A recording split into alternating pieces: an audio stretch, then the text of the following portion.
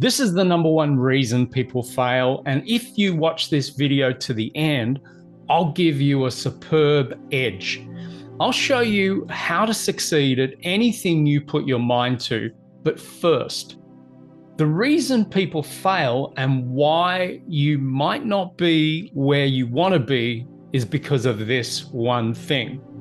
Now, before I share this with you, I'll preface this by saying it might sound harsh, but I'm not sharing this to hurt you. I'm actually sharing this to really, really help you. I promise you that watching this video to the end will make an enormous difference in your life. That one thing that gets in the way of success is blame. Short and simple and honest. It's blame. Blame is the most common reason people fail. I'm a master NLP trainer and a master life coach trainer. I teach people how to coach and how to get the best out of people. Now, my coaches know how to get results, and step one is to actually stop your client from blaming others or their circumstances as their prime reason for failure. Now, what it's actually doing is getting your client to own their life and also own their mistakes. I also coach. I've been doing that since 2002, and I've worked with thousands of people worldwide to know that the biggest reason for people's lack of success is blame. I teach coaches that reasons get results. If you have a valid reason, now I won't say a good reason as not all reasons are good, but if you have a valid reason for getting a result, you will get that result.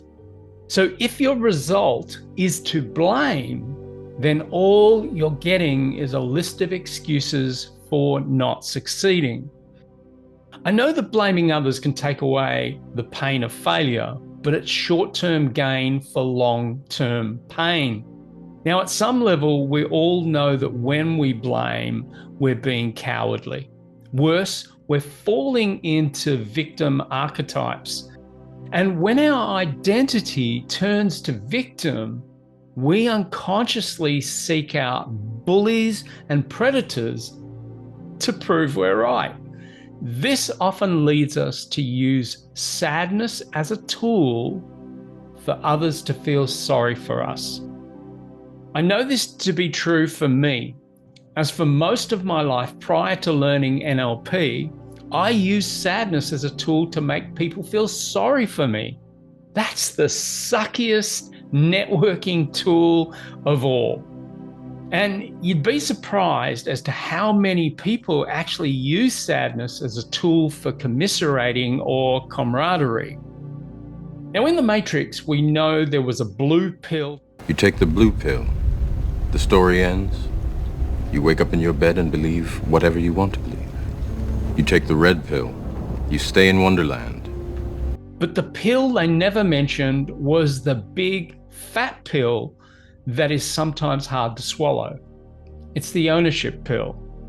It's owning your mistakes. It's owning your thoughts, your words, your actions, and equally your non-actions.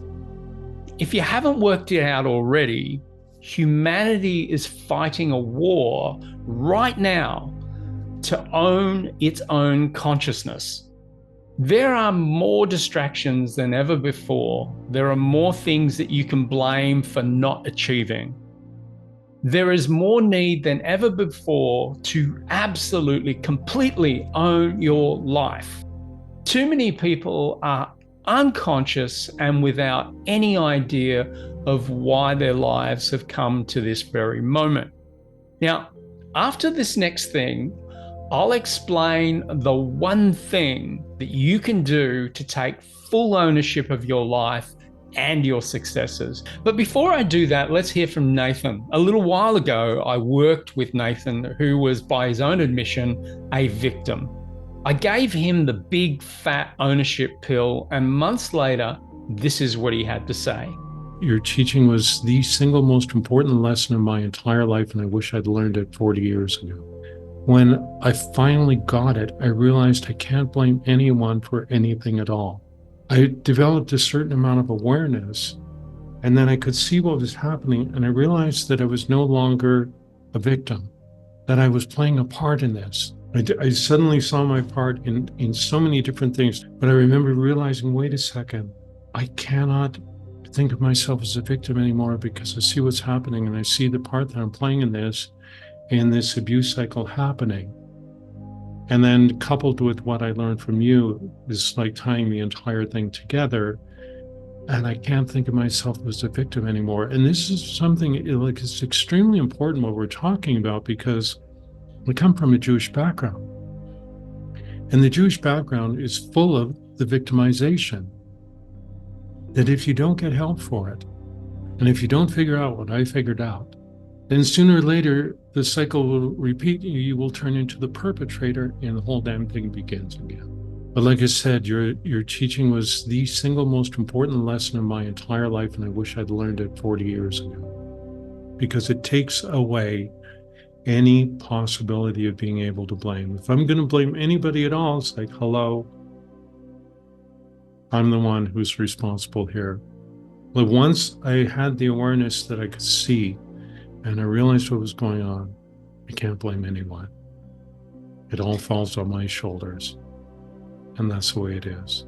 And it's changed the dynamics of my life enormously. And there was one time when I shared what happened with you and me in a networking group, and my friends were astounded, and they said, welcome. Super glad to have you here. But you know this, and we're really happy to have you here. So that's where it's gone. I'm sure you get a sense now the power of taking ownership of your life and stepping out of victim by no longer blaming other people or your circumstances for your results.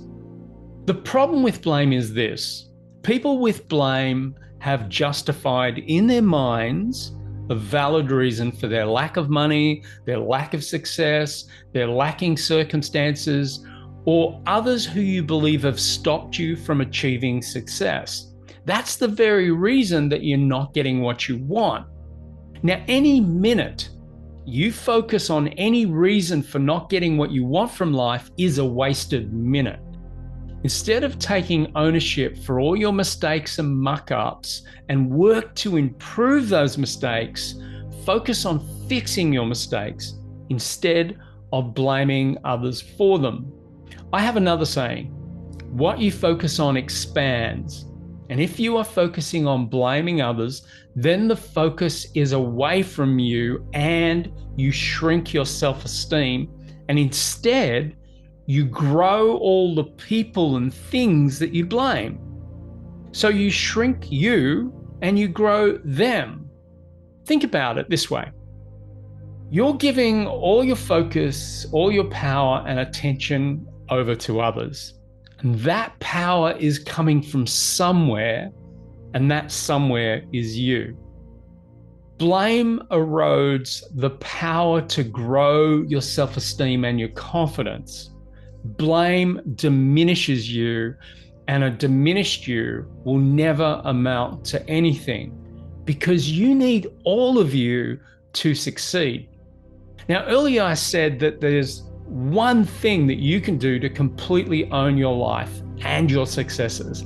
That one thing is to learn to master your emotional state. To do that, you must do this.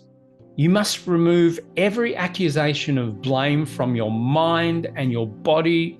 Stop blaming your husband, wife, or your partner. Stop blaming your parents, your upbringing, your school, and everyone who hurt you. I know it was horrible. I know it was sucky, but success has a price. Anything you want will require you to pay a price. The question is, are you willing to pay that price? The best way to totally master your mind is, without question in my mind, to learn NLP. NLP was the one thing that made a massive difference in my own personal life and allowed me to move out of blame and into taking full ownership of my life. My name is Rick Schnabel, and full ownership of your mind, body, and spirit will let you free. Start by stopping. Stop blaming other people and your past and take full ownership of where you are today. Then you can take 100% of full ownership of your life. You can do it.